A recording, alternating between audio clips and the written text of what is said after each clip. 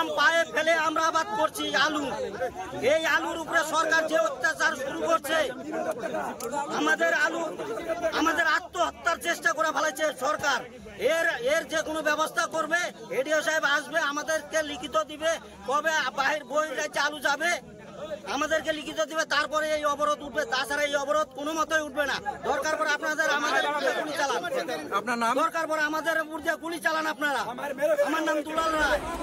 মাথাভাঙা ১ নং ব্লকের বৈরাগীহাট গ্রাম পঞ্চায়েত এলাকার বেঙ্গলদই এলাকায় পথ অবরোধে সামিল হলেন কৃষকরা।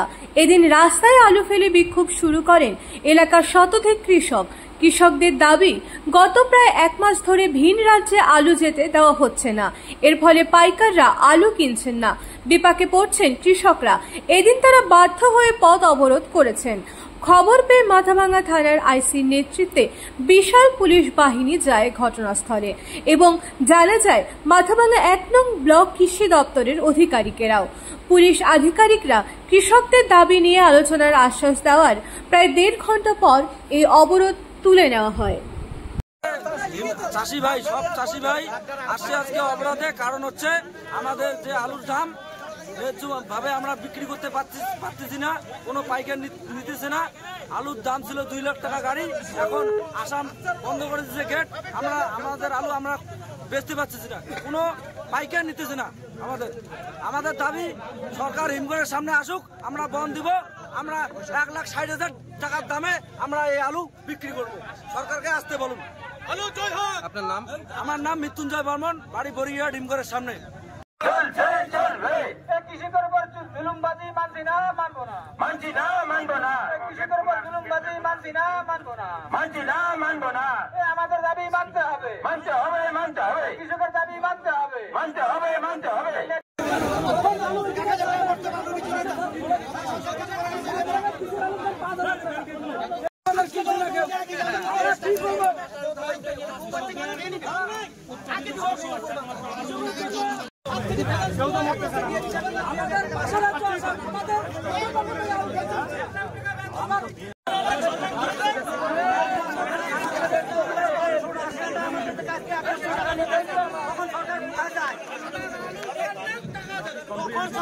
আপনাদের সঙ্গে যখন আমি প্রথম এসে কথা বললাম, অনেক কিছু আলোচনা হলো।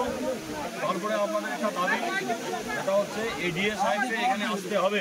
হ্যাঁ, তখন আমি আপনাদেরকে বলে, না হলে ভিন রাজ্যে রপ্তানির জন্য নিষেধাজ্ঞা তুলে নিতে হবে। এটাই হচ্ছে আমাদের 2টে দাবি। আমাদের সরকারের বিরুদ্ধে কোনো কিছুই নাই, আমাদের দাবি 2টে।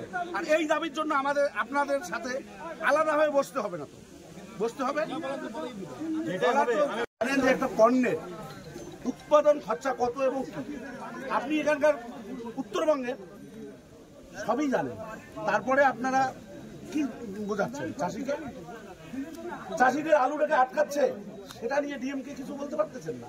কেন হচ্ছে?